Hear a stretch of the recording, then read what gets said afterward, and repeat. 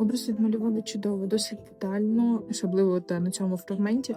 Я насправді після того, як дізналася, що буде створена ця манга, і побачила перші накиди ілюстрації, мені було це дуже все цікаво бачити, тому що дійсно у Богдана була така стійка думка ще після його ув'язнення, як тільки він вийшов перший на зв'язок, він писав мені в листах буквально це цитата, що зараз ще кілька місяців, давайте активно розганяємо тему, потім всі забудуть.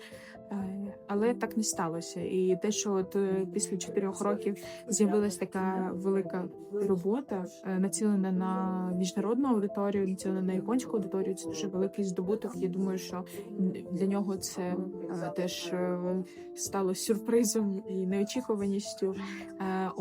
І я йому писала, намагалась писати завуальовано, якось і прямо писала. Я не знаю, якісь листів він отримав, але конкретної відповіді від нього в листі про те, що він знає про мангу, я не отримала. Але я знаю, що коли в нього був адвокат, він йому сказав, там менше цензури, адвокат може передати на слова. Він йому сказав, що вражений і що він не очікував.